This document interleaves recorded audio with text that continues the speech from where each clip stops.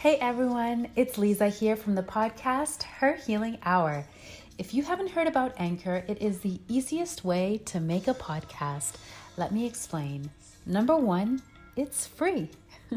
Number two, there are creation tools that allow you to record and edit your podcast right from your mobile phone or your computer. Number three, Anchor will distribute your podcast for you so it can be heard on Spotify, Apple Podcast, and many more. Number four, you can make money from your podcast with no minimum listenership. Number five, it's everything you need to make a podcast in one place. Download the Anchor free app right now or go to anchor.fm to get started. Bye. Hiya! Welcome back. It's so good to have you here. I hope that what's brought you here is your desire to be a bit more informed by hearing the other side. You know, I think it's really difficult these days to find objective and accurate portrayals of so many, if not all things, health and wellness related. And too often in the mainstream, they kind of spew more or less of the same. I think mostly in an effort to get consumers to consume. But to me, you're more than an ATM, even if you're not more than an ATM to these corporations. And so I feel like it's my duty to just present you with the opposition, because any good system will have two sides, right? So that you can make an informed decision. In millions and millions of homes all around the globe, but especially in the West, cupboards are filled nearly to the brim with vitamins, supplements, and other products designed to provide a this for that transaction. But it doesn't work that way. Sure, sleeping pills will get you to sleep, but at what cost? And what is it doing for you in terms of getting you healthy enough to be able to fall asleep on your own without the use of chemicals, which, by the way, have side effects and can be toxic? You see, the human body is designed to sleep. So how do we address getting to do something that is natural? And that's in part what this podcast is about. It may not be specifically just about how to be able to access sleep. It's about how to be able to access all of the tools and all of the things that we were designed to do in this miraculous temple known as the human body. This podcast is also a maybe not so gentle reminder that straying away from what's supposed to be natural abilities for us, like reproduction and sleep, to name just a few, are clearly a result of our modern lives. So this space is designed to make you think for yourself again. Hey, maybe that should be a slogan for the next presidential candidate of the United States. Like maybe it could be, think for yourself again, America. Listen, you don't need to do anything that I suggest here, but you should be able to think for yourself. I'd rather you exercise the ability to make an informed decision by knowing all sides.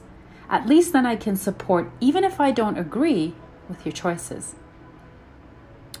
Again, I'm not on anyone's payroll, so that affords me the luxury of looking at both sides with a spot of critical thinking, common sense, and a whole lot of intuition. So, who am I? My name is Lisa. I go by the AlkaliYogi on all socials, and I'm a certified holistic lifestyle coach, yoga, meditation, and breathwork teacher at your service. And this week I want to talk to you about vitamins. Multi or not, let's get into it. May I begin by reminding you that over 70% of pharmaceutical drugs on the market today are actually imitations of herbs and plants found in the Amazon. Pharma has long studied wise and ancient traditions, along with their remedies, and has tried to replicate them in synthetic form. That's how opioids came to be.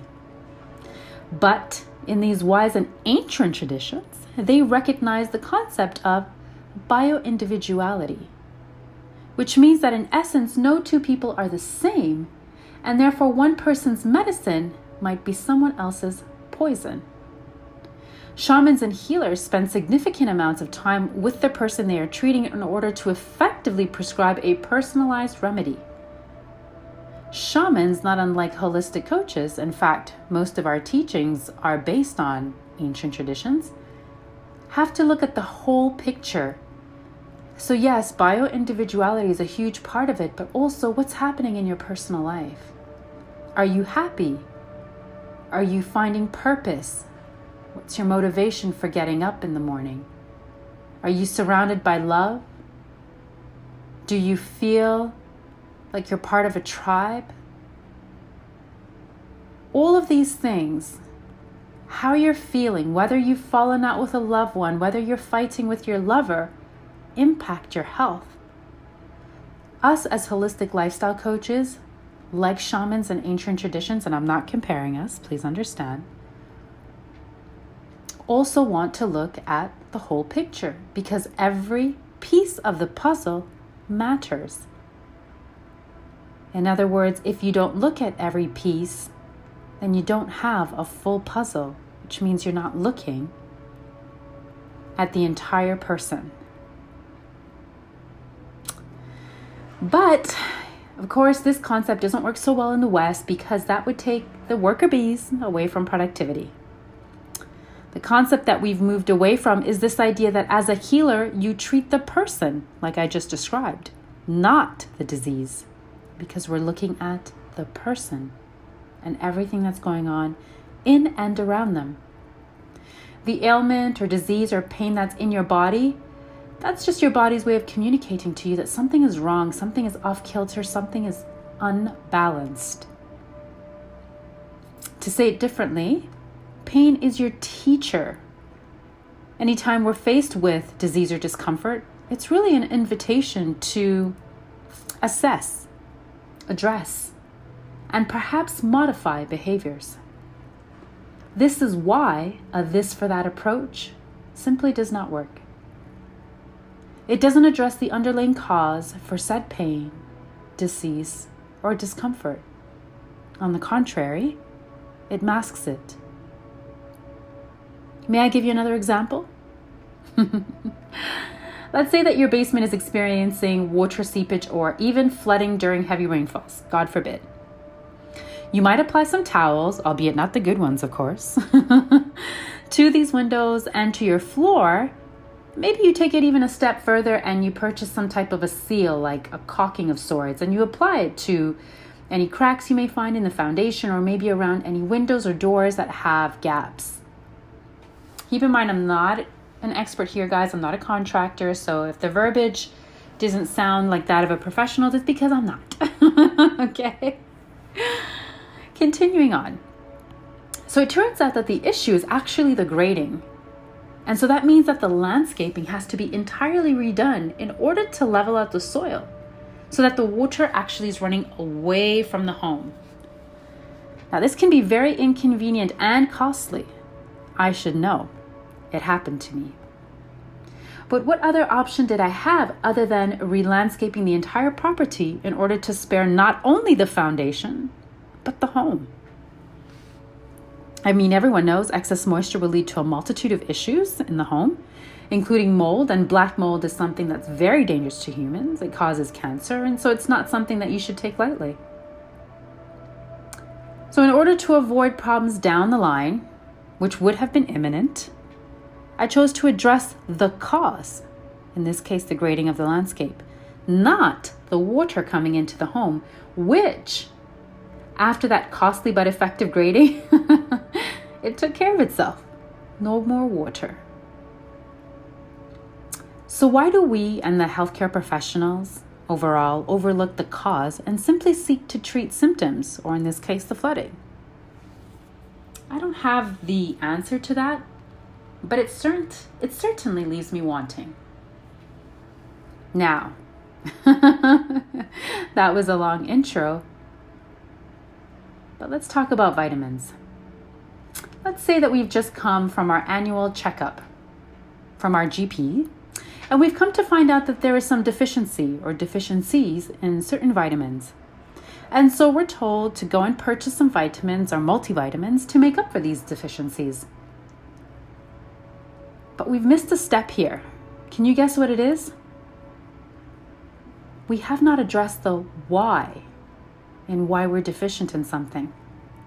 Is it poor nutrition choices, as in choosing poor quality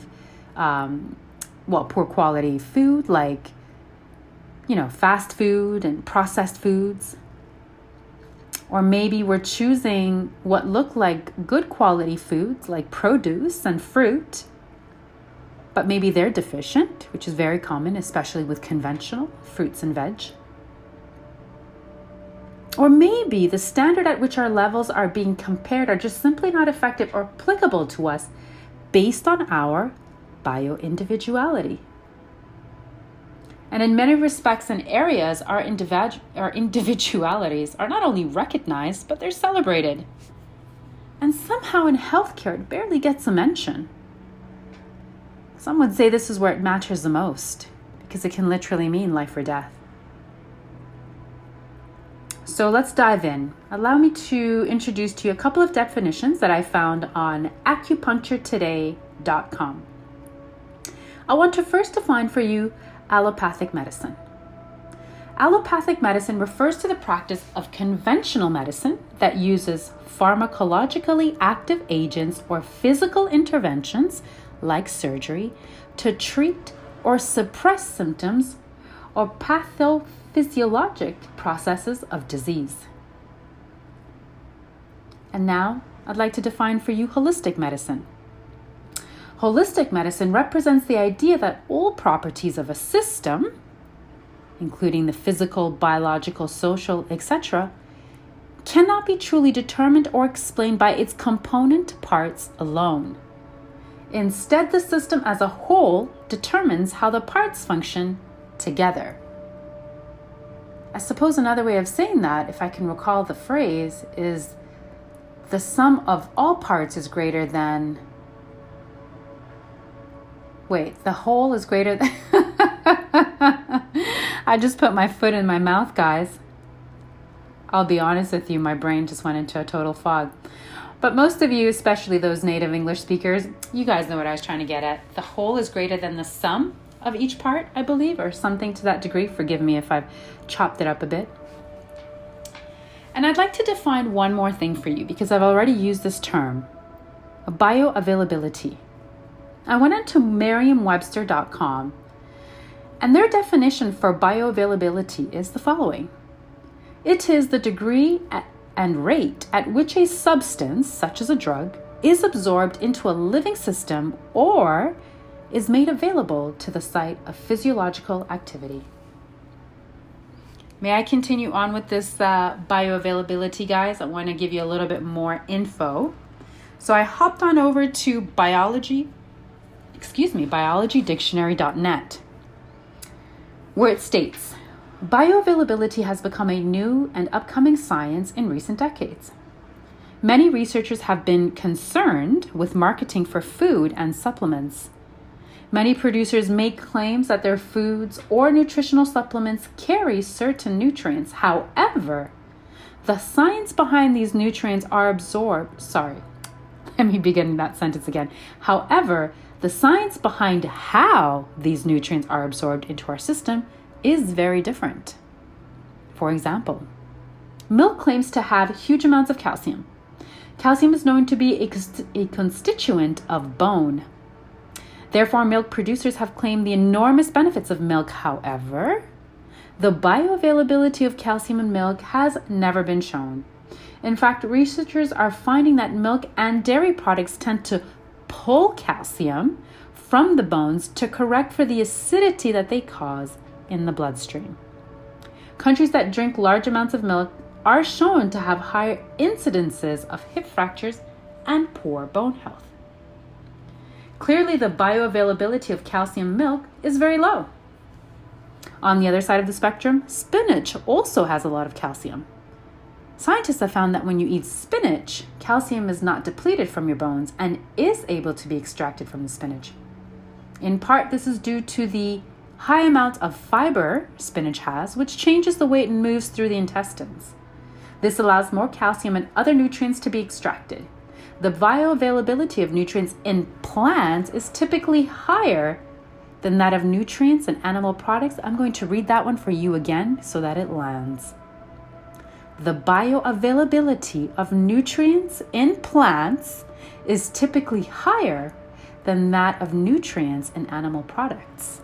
In part, this is because the human body has evolved to be a frugivorous, not necessarily an omnivore or carnivore. So now that we have an understanding of some of these terms, let's move on to how bioavailability applies when taking vitamins. In my course, as a coursework that is, as a holistic lifestyle coach, as I was getting my certification, I learned on more than one occasion that man is simply no competition for Mother Nature.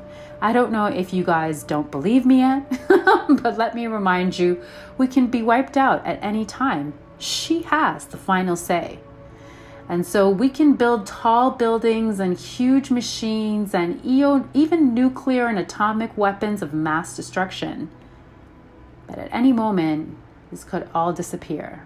The same way that she created it, she took it away. She can take it away. And so if you don't believe that, it's because it's easy to fool the mind. But it's not so easy to fool the body, because the body is not caught up in this chaos and confusion of consciousness. The human body is designed to heal itself. It tends to attack that which does not belong in the body.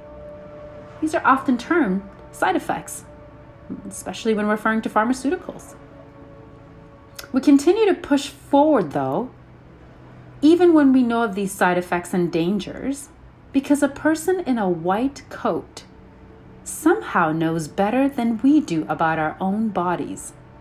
Remember, there is no template. Every body is unique and different. You must become the expert of your own body. No one else can do it. No one else, because you're the only person with your DNA. These very bodies that we have, they defy the odds and the science, all of this cerebral stuff that doctors and everyone else can get caught up in. When really the body is a wonder. It's a study of something so beautifully complex and so powerful. We can't help but have admiration from it. So, based on what I've just said to you, I want you to draw your attention inward and pose this question to yourself. Before I go any further, do you think that man-made vitamins are any type of substitute? What is your discernment telling you? See, I don't believe that they are a substitute. In fact, I'm going to read something to you. Isolated synthetic vitamins can disrupt proper absorption of nutrients.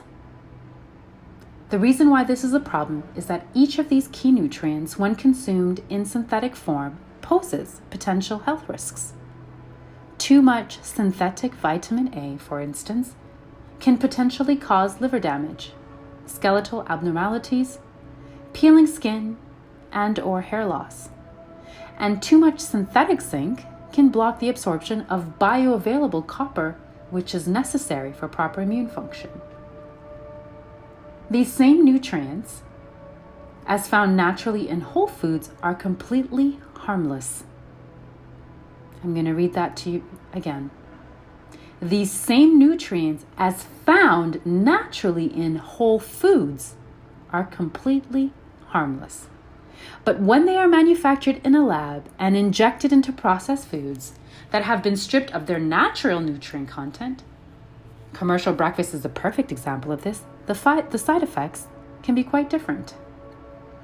Food producers often fortify foods with large amounts of vitamins and minerals to make their products appear more nutritious, so they will sell better, explains the EWG report.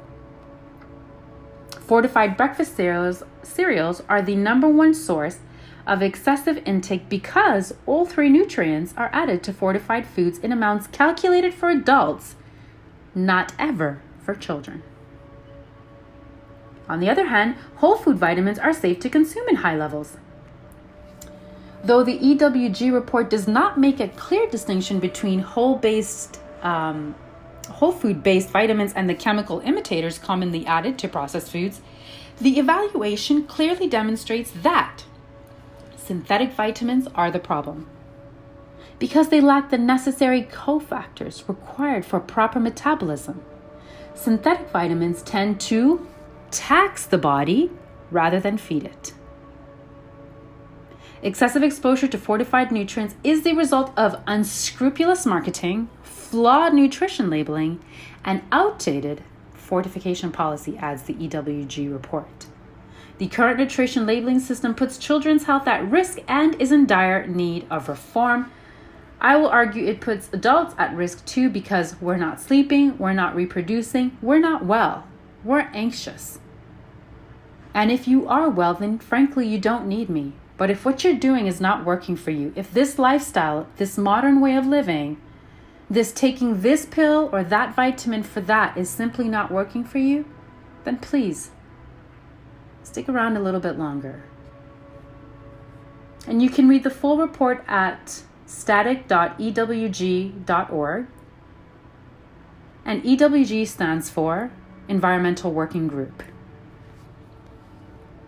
Again, it's important to note that these findings pertain to synthetic vitamins as they are added back into over-processed foods and not to whole foods that are naturally high in vitamins.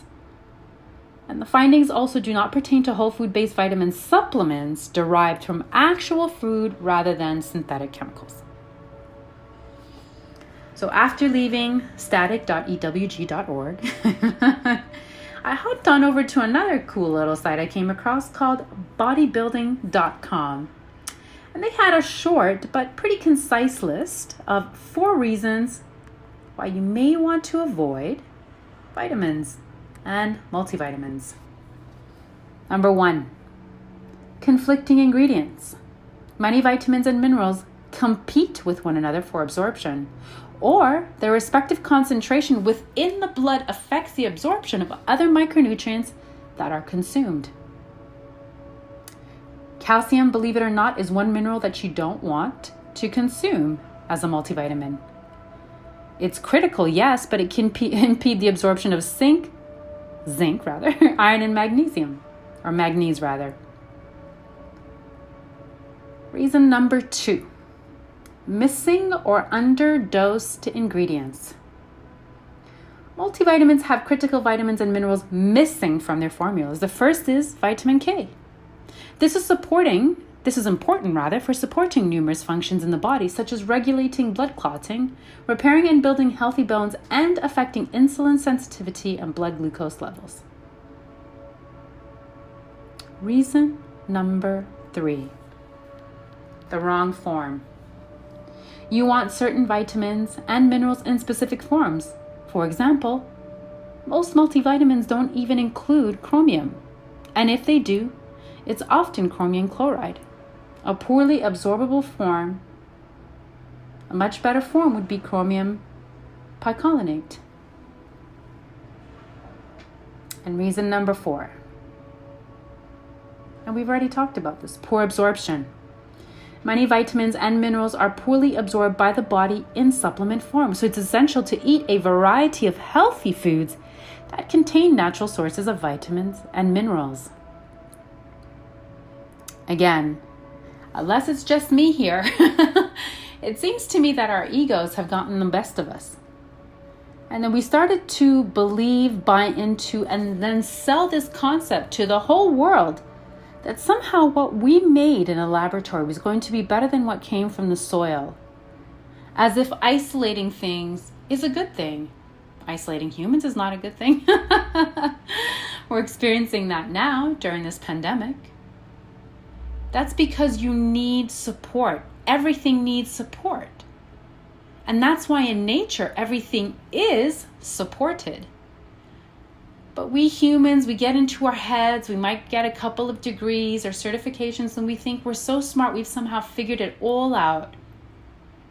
And so if I'm deficient in vitamin A, all I must do is take vitamin A. But the thing is, you see, yeah, when you absorb something whole, a natural whole food, and are getting vitamin A, it's getting all of the various components that are needed, the right biochemistry and makeup.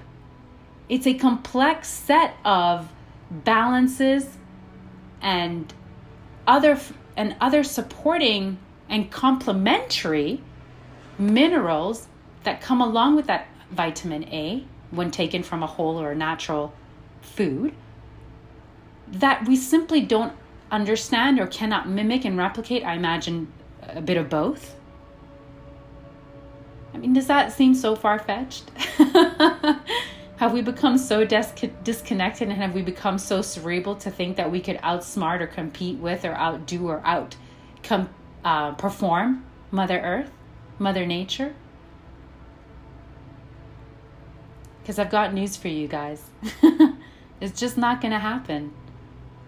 No matter what big tech is selling you, and big pharma and AI and everything else that's going on.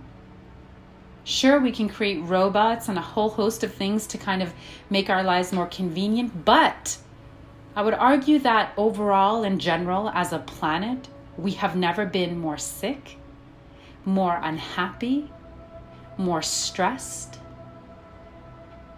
Never have we experienced more dis-ease, many diseases which we have created out of our current living situation.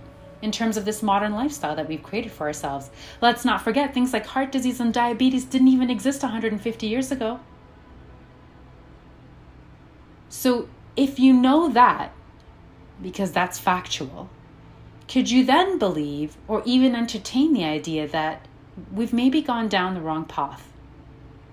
That maybe along the way we've taken a wrong turn or two? And that there might be something said for trying to reel ourselves back in, come back to the middle, come back to center, and live a more natural, sustainable, healthy life. Listen, it's not for me to tell you that. It's something that at some point, if it hasn't already washed over you, it's an inclination that will come to you at some point. Every hero's journey starts at its own time. I know when mine started for me, I can remember distinctly, because at that very moment, my mentor walked into my life. At that very moment, that very first time I got the inkling that something wasn't right, and that it was time to find a different way. When I was ready, my teacher showed up. And so if you're not there today, that's okay. That's all right. It just means your hero's journey hasn't begun yet. Everyone has their own timeline. And I'll tell you something else. Mother Nature never makes a mistake. And she can course correct at any time. So if you've taken a wrong turn, because of course you have free will, and it's your time to embark on that hero's journey, expect her to ruffle some feathers and course correct, and maybe sometimes shockingly and painfully bringing you back on course to where you're supposed to go. I think I've talked your ear off enough for a Monday night or whenever you're listening to this podcast. I want to thank you so much for lending me your ear, your time, your thoughts. Let's keep the conversation going. We have so much more to talk about, but if there's anything that you're really, really wanting to talk about now, please find me at AlkaliYogi at yahoo.com, spelled exactly as it sounds, at AlkaliYogi